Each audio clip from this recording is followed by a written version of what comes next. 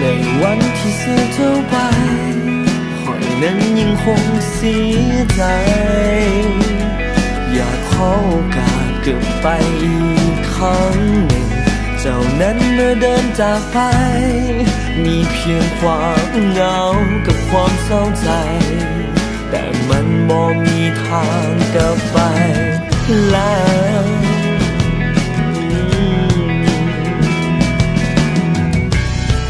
อายอุ่นของเจ้าที่เคยมีให้กันมันเป็นความผูกพันที่บ่เคยล้มเลือนและจากไปแต่อยากให้รู้ในวันที่เจ้าไปแต่ยังบ่มีภัยทางที่เจ้าได้ลายอยากจะย้อนเวลาที่หมุนไปเพื่อแก้ไขเรื่องราวที่ผ่านมา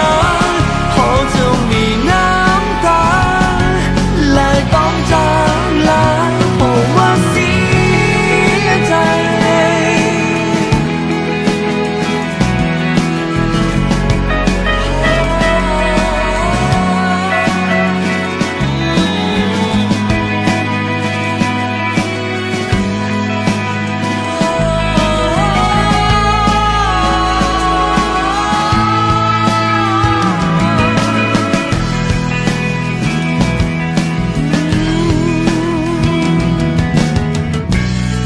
อายอุ่นของเจ้าที่เคยมีให้กันมันเป็นความผูกพันที่บ่เคยล้มเลือนและจากไปแต่อยากให้รู้ในวันที่เจ้าไปแต่ยังบ่มีภัยทางที่เจ้าได้เลยอยากจะย้อนเวลาที่หมุนไปเพื่อแก้ไขเรื่องราวที่ผ่านมา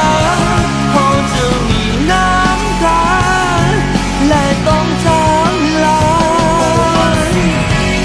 อยากกอดเจ้าไว้เคียงข้างกายบอกคำว่าห่างจูเพียงอีกครั้งมันคงหมดสายเกินไปจะเริ่มใหม่อีกครั้ง